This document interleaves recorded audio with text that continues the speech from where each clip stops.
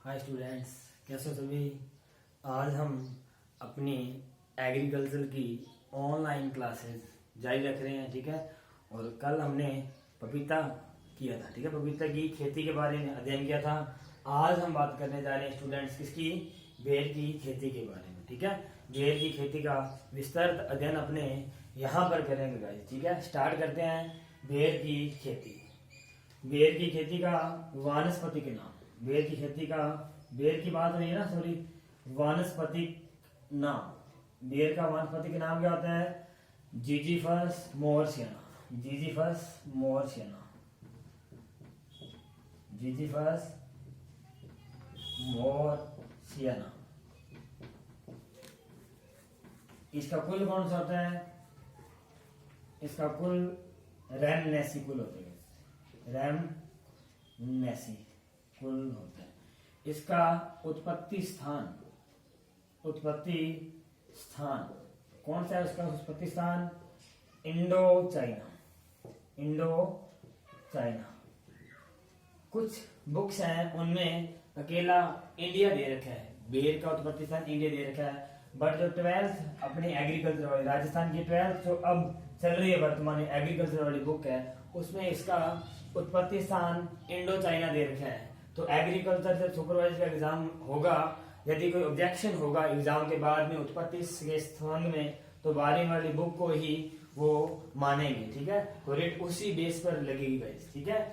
उत्पत्ति स्थान हो गया। उसके बाद बात करते हैं गुणसूत्रों की संख्या। गुण सूत्र की संख्या कितने होते हैं? गुण सूत्र इसमें 2n बराबर 48।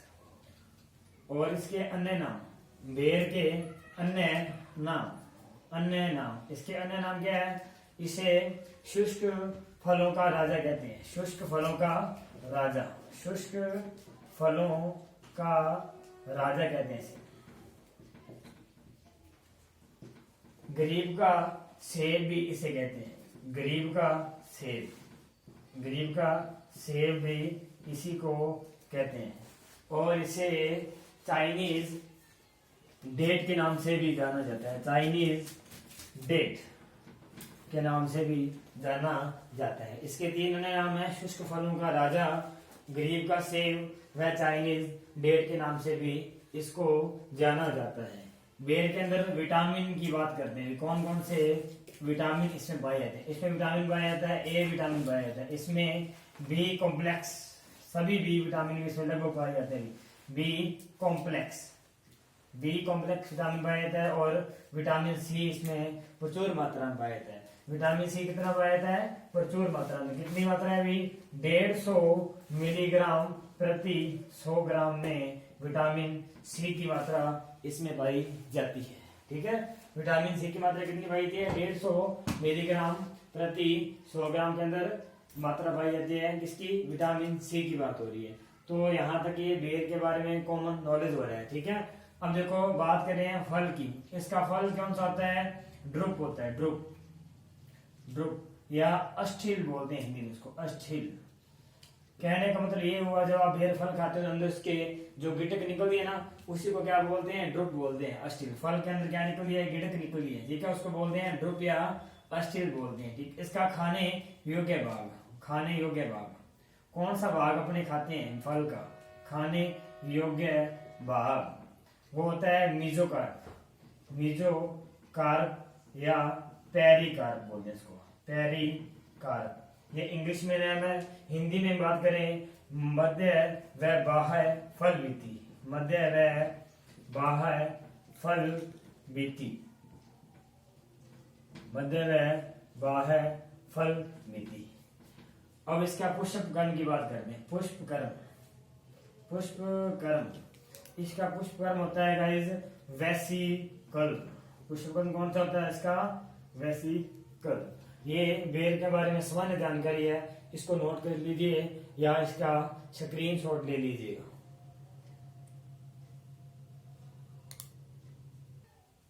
बेर की बात कंटिन्यू रखते हुए, बेर का फल है नॉन क्लाइमेट्रिक, नॉन क्लाइमेट्रिक फल है।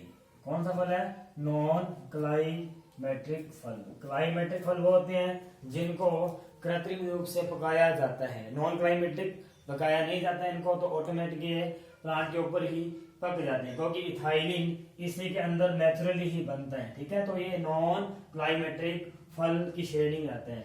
बात करते हैं बेर के उत्पादन में भारत का जो प्रथम राज्य कौन सा है, वो है मध्य प्रदेश। प्रथम राज्य उत्पादन में, ठीक है, प्रथम राज्य उत्पादन में वो है मध्य प्रदेश। कौन सा गाइस? मध्य प्रदेश, MP, मध्य प्रदेश। और राजस्थान की जिले की बात करें, जो जिले मतलब वो जिला जो बेर के उत्पादन में प्रथम स्थान पर है, राजस्थान की बात करें, राजस्थान का जो जिला है, राजस्थान का जिला जो कि बेर के उत्पादन में प्रथम है, बेर के उत्पादन में प्रथम है,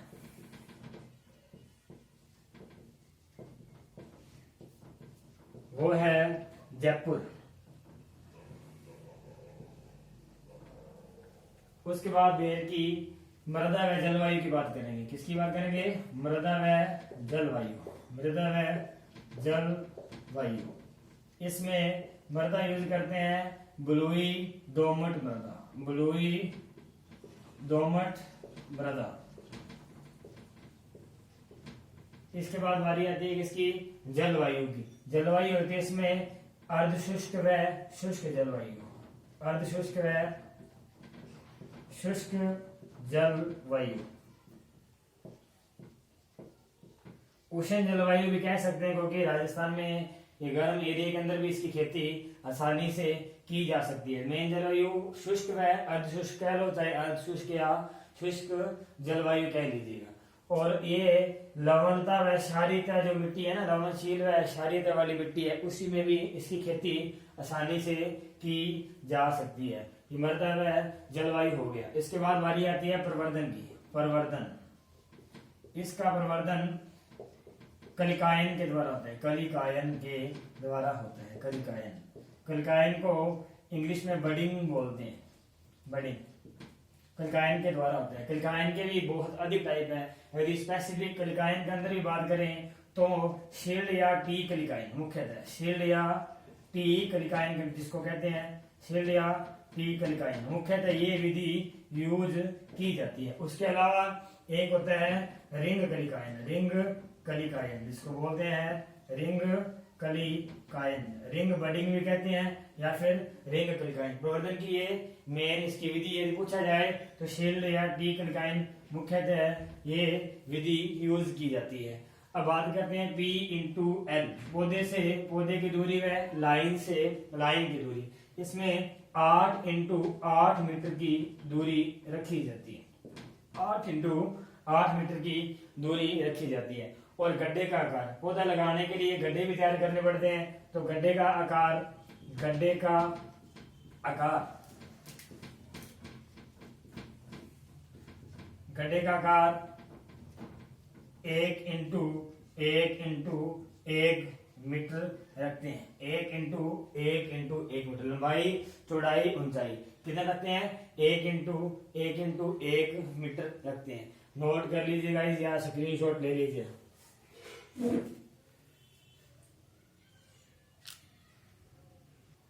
अब बात करेंगे बेर की किस्में, बेर की किस्में, वैरायटीज ऑफ बेर, बेर की किस्मों के बारे में बात करेंगे। सबसे पहले बात करेंगे अगेती किस्में, अगेती किस्में। इसकी अगेती किस्में कौन कौन सी हैं? एक है गोला, अगेती किस्म गोला। एक है थार सेविका, थार सेविका। थार का दूसरा है, राजस्थान की बात हो रही है तो किस्म का नाम इन्होंने क्या रखा हुआ है?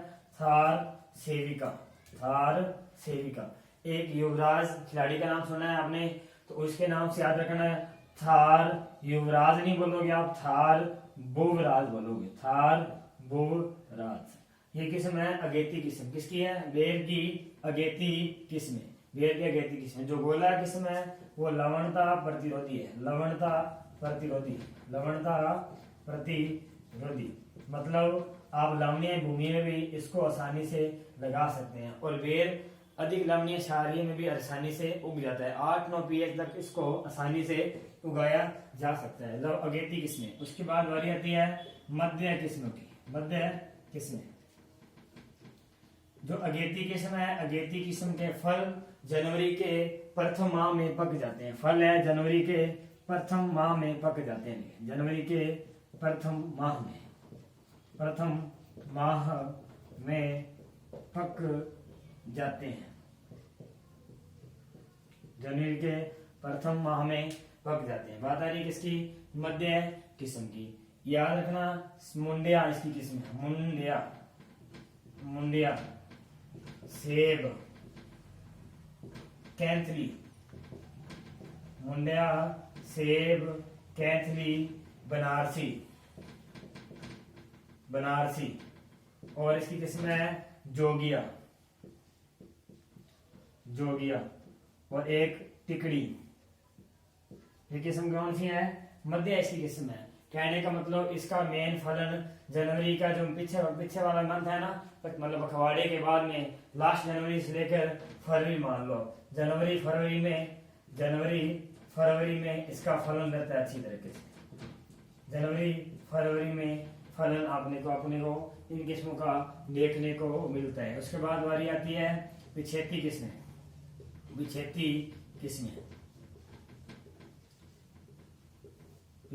किस्में। ये फल मार्च लास्ट तक अपने को देखने को मिलते हैं, ठीक है, पिछेती किस्म। इसकी बात हो रही है उमरान, किस्म का नाम है उमरान। फिर है मेहरवली, उमरान व मेहरवली। कौन सी किस्में हैं? पिछेती किस्में हैं, उमरान मेहरवली। उसके बाद ये किस्म आती है गोमा कीर्ति। ये एक नई किस्म है, बेर की नई किस्म के बारे में पूछिए तो वो कौन सी है? गोमा कीर्ति है भी, वो पिछेती किस्म है। उसके अलावा इसकी एक किस्म है इलायची। ये किस्म याद रखना स्टूडेंट्स, ये किस्म सीडलेस है, सीडलेस मीन बीज रहित। इस किस्म में बीज नहीं होता है, मतलब फल खाओगे तो उसमें बीज होता ही नहीं है। इलायची ये किस्म इसमें नहीं है। उसके अलावा एक किस्म है पठानी। याद रखोगे अगेती किस्म में, मध्य किस्म, पिछेती किस्म नोट कर लीजिए या फिर इसका स्क्रीनशॉट ले लीजिएगा स्टूडेंट।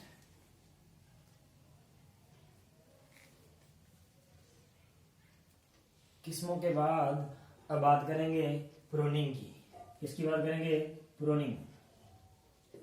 प्रोनिंग या क्रंथन बोलते हैं इसको, क्रंथन। प्रोनिंग या क्रंथन। अब होता क्या है, दो वर्ड होते हैं स्टूडेंट्स, एक होता है ट्रेनिंग और एक वर्ड होता है प्रोनिंग। अब ट्रेनिंग क्या होता है? जब आप जॉब लगते हो तो आपको साल या 2 साल तक ट्रेनिंग दी जाती है। आपको मतलब तैयार किया जाता है उस पोस्ट के लिए, आप एलिजिबल हो या नहीं हो, आप उस पोस्ट में मतलब सहन सकते हो, मतलब सहन शक्ति आप कैसी है, ठीक है, वो होती है ट्रेनिंग। जब छोटे पौधे होते हैं उसको ट्रेन कर उनको ट्रेनिंग देकर, उनको ट्रेनिंग देने के बाद फिक्स उसकी दिशा अभी डिसाइड कर ली जाती है, इसका ये शेप बनाना है, तो वो तो होती है ट्रेनिंग। ये छोटे पौधों में। अब प्रूनिंग करते हैं बड़े पौधों में, जैसे कोई प्लांट बड़ा साइज हो चुका है, उसकी एक्स्ट्रा जो ब्रांचें साइड में निकली हुई है, जो उस शेप को आपने जो डिसाइड की हुई है शेप से बाहर जा रही है, उनको काटना क्या कहलाता है? प्रूनिंग कहलाता है, ठीक है। बात हो रही है किसकी? प्रूनिंग की। बेर के अंदर प्रूनिंग करते कब है? प्रूनिंग करते हैं मुख्यतः अप्रैल मंथ के अंदर, अप्रैल मंथ में प्रूनिंग की जाती है। मई और जून में, बेर में मई व जून में सुसुप्ता अवस्था पाई जाती है, देखने को मिलती है। कब आती है इसमें? मई व जून में सुसुप्ता अवस्था। और ये सुसुप्ता अवस्था है सिर्फ बेर की जो उत्तर भारत में उगाई जाने वाली किस्में हैं उन्हीं के अंदर देखने को मिलती है, क्योंकि जलवायु का परिवर्तन होता रहता है, जलवायु का परिवर्तन होता रहता है, कभी गर्मी कभी ठंड। तो सुसुप्ता अवस्था सिर्फ उत्तर भारत की जो बेर की किस्में हैं उन्हीं में देखने को मिलती है। दक्षिण भारत की जो बेर की किस्में हैं उनमें सुसुप्तावस्था देखने को नहीं मिलती, कारण वहां पर समान जलवायु पाई जाती है, इतना फर्क नहीं रहता जितना अपने इस एरिया में उत्तर भारत में रहता है। ये होगी, इसके बाद प्रूनिंग की बात होगी। उसके बाद बारी आती है उपज की, बेर की उपज। बेर की उपज होती है 40 से 200 केजी प्रति पौधा, 40 से 200 केजी प्रति पौधा इसकी उपज होती है। उसके बाद बारी आएगी भंडारण की। किसकी बारी है? भंडारण की। इसका जो भंडारण है 0 से 3 डिग्री सेल्सियस तापमान पर यदि आप इसको भंडारित करते हो तो इसको लंबे समय तक भंडारण इसका किया जा सकता है। कितना? 0 से 3 डिग्री सेल्सियस तापमान। अब इसे नोट कर लीजिए स्टूडेंट्स, यहाँ पर इसका स्क्रीनशॉट ले लीजिएगा।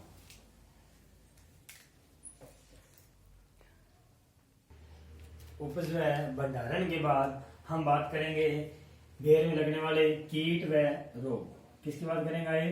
कीट व रोगों की बात करेंगे। कीट व रोगों की बात करने वाले हैं। आपने बारी में पढ़ चुके होंगे भी कौन कौन से कीटों का इसमें अटैक होता है। कौन कौन से कीटों का इसमें अटैक होता है। कीट व रोगों की बात कर रहे हैं। सबसे पहले इसमें लगता है फल मक्खी। फल मक्खी, ठीक है, फल मक्खी ये बेर का प्रमुख रोग है। बेर का प्रमुख कीट है फल मक्खी। कार्पोनिया वैसुवियाना इसका नाम है। कार्पोनिया वैसुवियाना इसका जूलॉजिकल नेम है। इस कीट का जूलॉजिकल नेम है। बात कर रहे हैं कीट व रोगों की और पहले कीट की बात कर रहे हैं। बात पहले कीट की कर रहे हैं। फल मक्खी कीट लग रहा है, उसका नाम जूलॉजिकल नाम क्या है? कार्पोनिया वैसुवियाना। ये इसका प्रमुख कीट है। प्रमुख कीट है बेर का प्रमुख कीट पूछे तो कौन सा है? फल मक्खी। अपने कहते हैं ना बेर काने हो गए। जब आप खाते हैं बेर तो काने होते हैं ना, कच्ची अवस्था में बेर जब काने होते हैं तो वो किसके कारण होते हैं? फल मक्खी के कारण होते हैं। इनका उपचार आप कोई इंसेक्टिसाइड बढ़िया कोई भी कर सकते हो, कैरासिन कर सकते हो, कोई भी इंसेक्टिसाइड का यूज आप कर सकते हो। उसके बाद दूसरी बारी आती है चैफर बीटल। चैफर बीटल, बीटल, चैफर बीटल ये भी इसका एक कीट है और इसका अटैक जून व जुलाई मंथ में होता है। जून व जुलाई मंथ में इसका अटैक होते हैं। मेन इसमें 2 ही कीट लगते हैं। उसके बाद बारी आ रही है किसकी बारी? रोग की बारी आएगी। रोग की बारी आ रही है। इसमें नंबर 1 रोग लगता है छाछिया रोग। छाछिया रोग जिसको पाउडरी मिल्ड्यू बोलते हैं। पाउडरी मिल्ड्यू, पाउडरी मिल्ड्यू ये होता है किससे है? ओडियम, ओडियम जुजुबू, ओडियम जुजुबू वैरायटी इंडिका। ये है क्या? फंगस मतलब कवक। छाछा रोग कवक जनित रोग है। उस कवक का क्या नाम है? ओडियम जुजुबू वैरायटी इंडिका। इसका उपचार कवकनाशी का उपयोग कर सकते हैं अपने छाछा रोग। उसके बाद बारी आ रही है अल्टरनेरिया रोग। अल्टरनेरिया रोग, अल्टरनेरिया रोग, अल्टरनेरिया रोग। अल्टरनेरिया रोग ये किससे होता है? ये भी अल्टरनेरिया नामक एक कवक जनित रोग है। तो इस प्रकार लगभग अपनी बेर कंप्लीट हो चुका है। एक मेन विशेष बात हो रही गई, फल मक्खी इसका मुख्य कीट है। तो फल मक्खी की जो इसकी प्रतिरोधी किस्म होती है ना, फल मक्खी प्रतिरोधी किस्म, याद रखना एक किस्म कौन सी है? मेहरून। स्टूडेंट याद रखना मेहरून, स्टार लगा लेना इसको भी। मेहरून इसकी कौन सी रोग किस्म है भाई? फल मक्खी प्रतिरोधी किस्म है मेहरून। व एक दूसरी किस्म और है डोडिया, डोडिया, ठीक है, प्रतिरोधी किस्म है फल मक्खी प्रतिरोधी किस्म। कौन सी? मेहरून में डोडिया, फल मक्खी प्रतिरोधी किस्म, प्रतिरोधी किस्म। इसी के साथ अपना जो कल्टीवेशन ऑफ बेर की खेती वाला टॉपिक ये कंप्लीट होता है। मैं आशा करता हूँ कि आपको कोई ऑब्जेक्शन नहीं होगा। यदि कोई आपको ऑब्जेक्शन हो तो आप कमेंट बॉक्स में टाइप करके हमें बता सकते हैं और उसका सॉल्यूशन भी आपको वहीं पर मिल जाएगा। आज के लिए bye bye, bye bye, okay भाई।